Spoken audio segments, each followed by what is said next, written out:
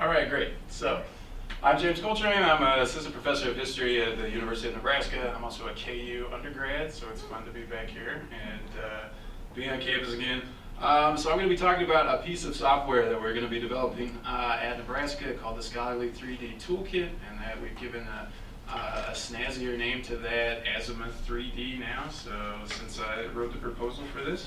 And when we're dealing with 3D content, we're kind of starting out with a particular problem. And that problem is that even though 3D modeling has a lot of use in some digital humanities applications, but particularly in digital archaeology and architectural history and things like that, there hasn't been a really, really great way to present that information to other people, especially if we want to have meaningful data associated with that. So for the most part, what we were stuck with is doing things like still animations. And let's see, PowerPoint crash, bring that back in a second. So for instance, like in my own work, I had this little animation about a fort I was studying. This is playing on the wrong screen. There we go. Okay, and this was supposed to show anxiety of people in Florida that their fort was not finished. So it was facing the ocean and of course looked very, very unimposing from the back. Could do more elaborate videos. So this is like a really, really realistic rendering of a church tower that I looked at in an article. So we can go up to really, really high quality, but we're still stuck with something that is pretty set. Okay. Even more difficult, we could try to use a current existing 3D presentation technology. So there were people very early on who tried to put things on video game consoles. So like you would play a history thing on an Xbox or something like that as kind of a hacked version. There were attempts to have just entire desktop applications that you would download yourself, which also could be fairly tedious. But of course, those are difficult to put together, and then we're also lacking a lot in the way of, we're expecting a lot from users. Those are not particularly accessible platforms. Right? Let me bring PowerPoint up again.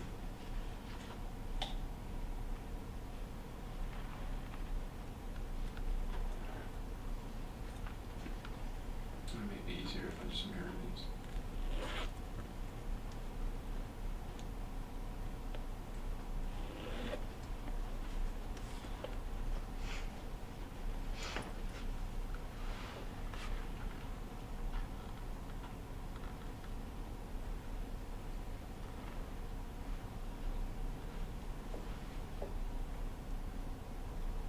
Okay. So we're particularly interested in how to do real-time display of 3D models that user can adapt and change on their own. So one of the earliest examples of this were people who tried to put stuff in Google Earth.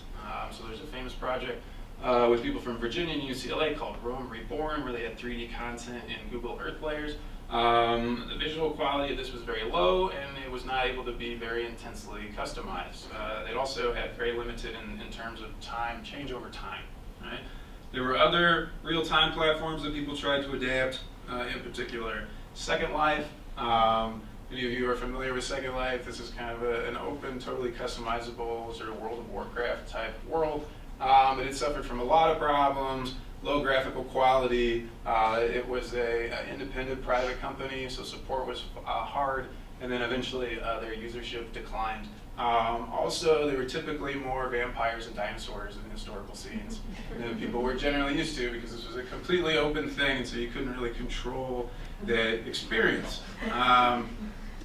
Okay, now in recent years, we've been fortunate enough to have the advent of what we call online game engines. So these are real-time rendering programs that are designed to really easily manage 3D content and make that available on a number of platforms, including streaming on the web. So I could show you a really early test that I did with one of these. There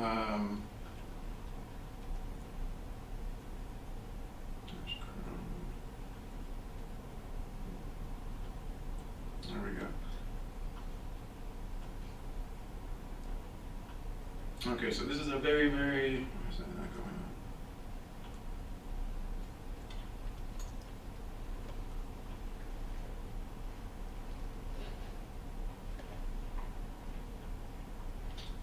This is an early test of real-time display. This is a fort that I study, a really, really low version of that.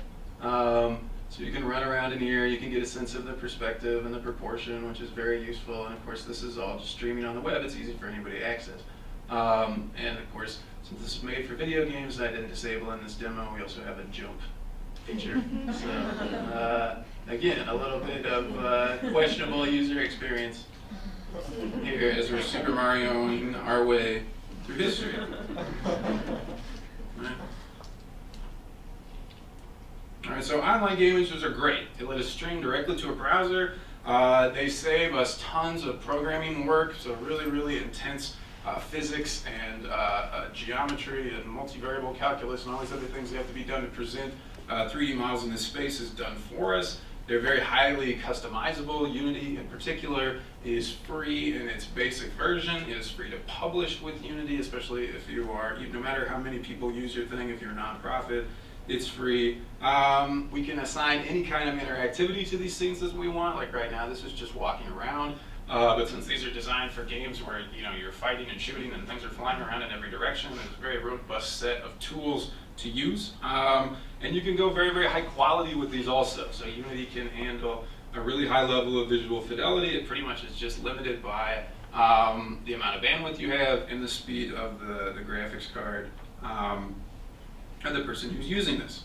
Right? Unity also is a large developer platform. It's continually being updated. Its code, there's two versions of it. One resembles C++ and one resembles JavaScript, so it's a very easy environment for people to get into.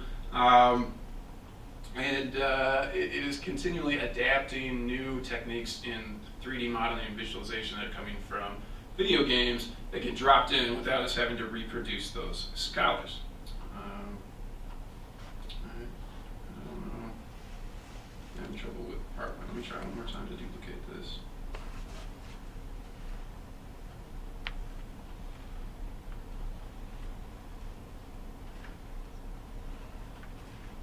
Yeah, okay. All right.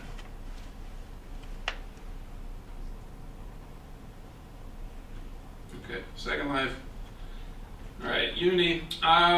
There's also other web technologies for 3D real-time display that are open source. So OpenGL and its web version WebGL are completely open and totally open source and customizable. But the reason that I prefer using Unity as opposed to something like this is because it means that you have to continually recreate the wheel a lot. Not only are you having to update a lot of information regularly if you are doing really high quality visual things, but there are just incredibly difficult computer science problems that have already been solved by professors and members of private companies that just get dropped into Unity more or less intact.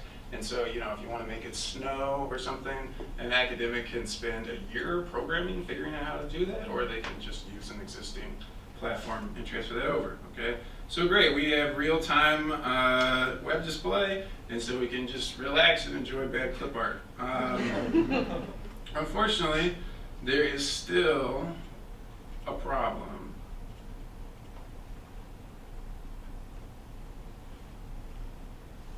Okay, even though we have people around the world that are using game engines to do real-time display of 3D scenes, places like UCLA, King's College is another, we're still kind of underusing this technology. And so why is that?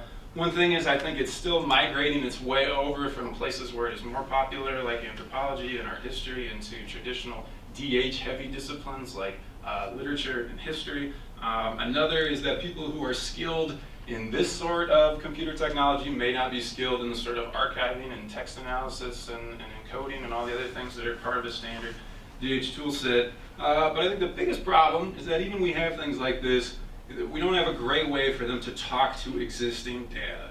Okay, so if we have really great resources about Victorian London in text and in statistics and even in GIS, there's no way that we can sort of complement those with 3D scenes at the present time. Right? And so that's why we're trying to create this platform, the Scholarly 3D Toolkit, which we're now calling Azimuth. Okay, so what could this potentially do for us in terms of the functionality? Right. First of all, it can potentially help us better organize 3D scenes. Okay? It can help us temporalize 3D scenes. Again, in the demo that I showed you, there's no way to show a passage of time, but we can implement that using our process. We're also interested in illuminating 3D space, and especially doing that by richly annotating it. So attaching texts, pictures, even things like vector graphics, point clouds. There's a number of different data formats that could come into a 3D scene like this.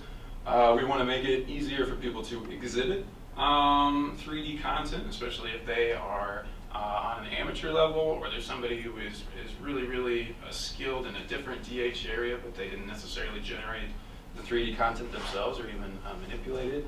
And then I think the biggest interpretive payoff of putting all this stuff in a 3D environment is that you're able to contextualize. And so, you know, if you have really great flat GIS data, or you have events that are logged in a database or something like that, then if you have a model that will show sort of architectural evolution or views that people had, or you can get a sense of space and scale and symbolism and all these sorts of things, it gives us a much richer way to appreciate space and architecture if we can get both time and space set with all these other things that can be plotted in the scene. And then finally, we're hoping that this software will simplify the process of getting these things online, because we'll be providing kind of a common format. Right? And I could show you just a few examples from my own research of ways that this could kind of benefit the types of things that I work on. So I'm writing a book about forts in early North America. This is a really obvious example, but this is the progress of a Spanish fort that is being built in Florida. So here we have one letter that is written back to the Viceroy and the King talking about the process. You know, this could be very informative for potential reconstruction. And then we have the next stage, and we have many stages of this in the records. Right? Also, this gives us the potential to better organize or analyze hierarchies in the architecture itself. So obviously when you're building a 3D model, many times people just concentrate on the exterior, but if we wanted to do a really rigorous sort of architectural analysis, we want to have all of these different levels of materials and different things, and so we have to find a way to organize those neatly. And then in particular, and all of these are representative sort of the goal to document our work and show what we're relying on when we make a particular decision.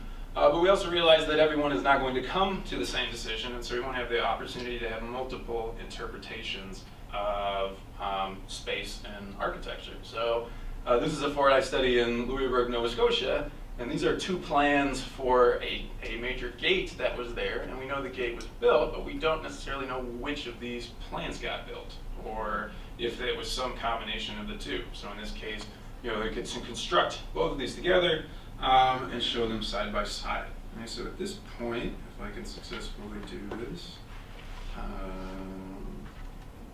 I'll see it keeps switching to dual, so I'm going to just have to drag this over.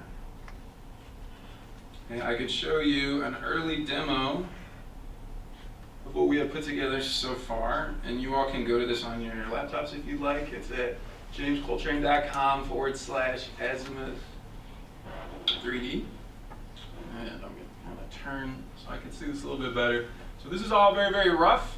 This is part of a grant proposal that we submitted recently, and I'll sort of run through this and talk about what we have right now and what we want to have in the future. So the basic UI, one thing that I was very proud of that took a long time is figuring out how to get the Unity window to resize. With that was like a day. And so, small thing, but important for different screen resolutions. We have multiple ways to navigate, so we have kind of a third-person overhead view that we can control in different ways. And of course, there's a question of, you know, are we going to make this a drag and click and drag thing like Google Maps or whatever? That's up for debate. And you can also go to a first-person mode at any point and walk around just in the standard controls of kind of first-person video games. And of course, those can also be changed, and you can switch back and forth at any time. We have a scene hierarchy, and so what this does, like if I have, we did this yesterday in the workshop. If I have a 3D scene in 3D Studio Max, I've made a hierarchy with that, and then I open that in Unity. I'm going to have to plug in, I'm going to lose battery. Put this in Unity, the hierarchy comes in. Okay, and then when I publish that to Azimuth, I've written an extension for Unity. All you have to do is tag it down here and tell it that it's going to go in Azimuth when you publish. Okay, and then that comes over, and every single part of the architecture is saved into a standard MySQL database. And so if we go through the different parts of architecture, they'll light up. And we also have just really hokey at the moment associated notations that are associated with that. But those could be whole strings of comments. Those could also be really elaborate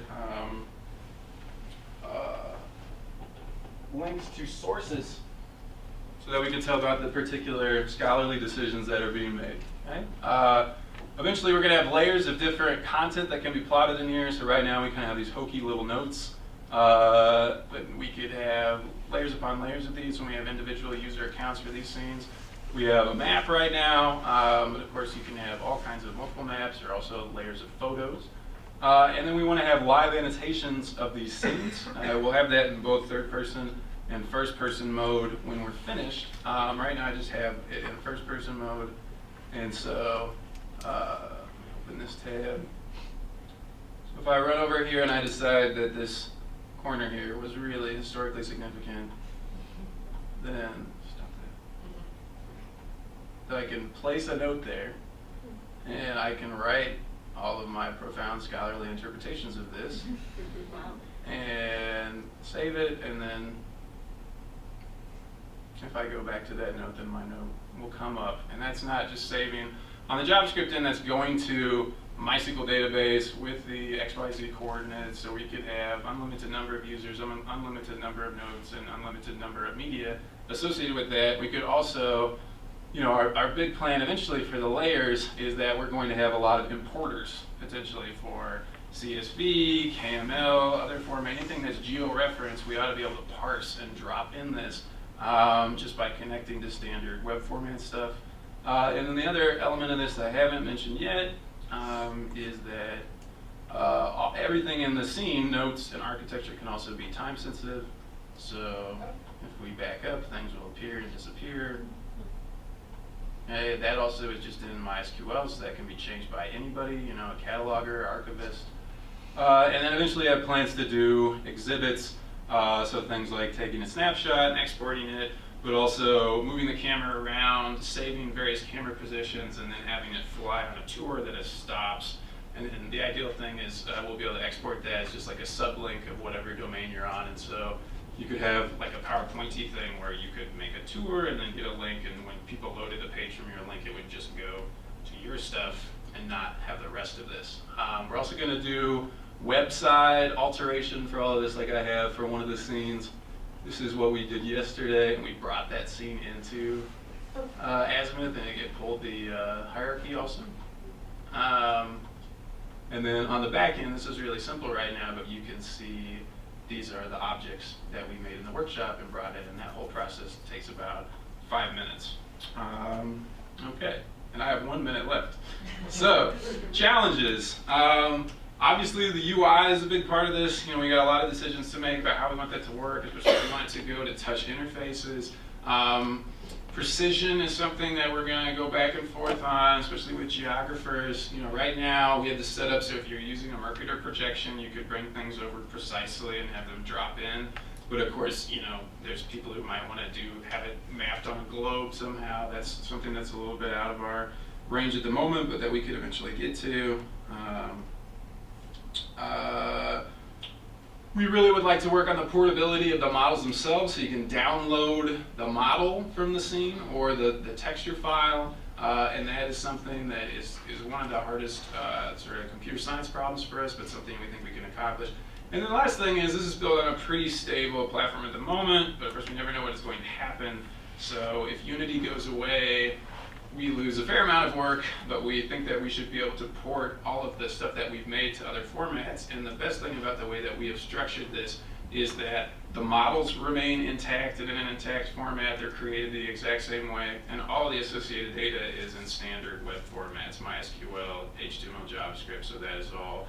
Those two halves will stay the same. We won't have any data stuck in this at the end of the process. So finish up there. Thanks for listening.